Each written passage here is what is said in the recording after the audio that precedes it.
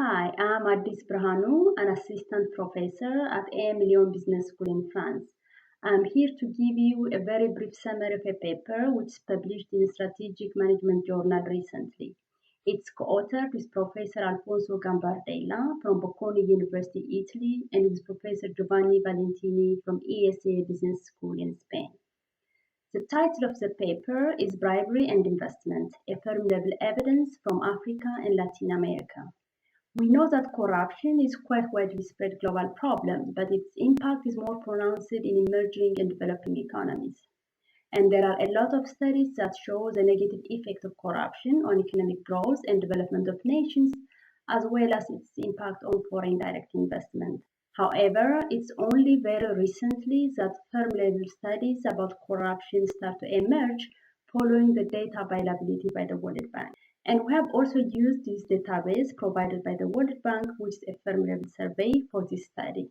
As the title of the paper kind of suggests, the main objective was to understand the relationship between paying bribes and investment at the firm level, and to go one step further and dig into the underlying mechanisms that could lead to this association using the reverse causal approach.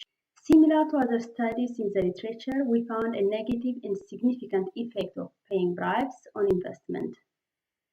Once we established this relationship, we identified 4 possible explanations that might underlie this association and checked their validity empirically using the logic of reverse causal approach. Using this procedure, we excluded 3 of the possible explanations and we found evidence consistent with the 4th one. Very specifically, we found that the lower investment by firms which pay bribes is not because bribes are just additional costs or taxes that drain or reduce the limited resources of firms that would be used for investment. Second, the lower investment by firms which pay bribes is not because these firms are afraid of future extortion by bureaucrats following their investment. Basically, what this means is that if firms have already established the tradition to pay bribes for officials, then these officials might ask more bribes when these firms make investment, because this time they know that it's not easy for firms to withdraw their investment or even to bargain on the amount of bribes that they have to make. For fear of this extortion, firms might limit the amount of investment that they need to make ex ante. But we didn't find evidence in support of this explanation. Third, the lower investment by firms which pay bribes is not because bribes are just pejoratives for inefficient firms. Inefficient firms bribe because their return from investment is lower. We didn't find evidence in support of this explanation either. But we found that the lower investment by firms which pay bribes is because these firms are actually short-term oriented.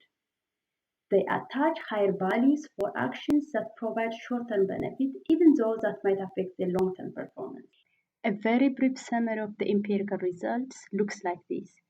The lower investment by firms which pay bribes is not because they are short of capital to invest in fixed assets, or it's not because they are afraid of future extortion by government officials following their investment, or it's not even because they are inefficient to get attractive returns from their investment.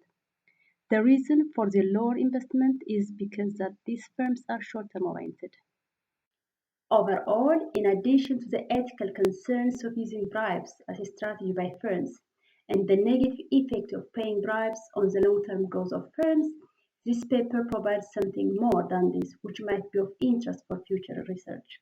It indicates that there is a profound difference between firms which pay bribes and those which do not, and we don't know what this means for firms and economies. Very briefly, this is what the paper is about. If you like the idea, please read the paper and of course contact us.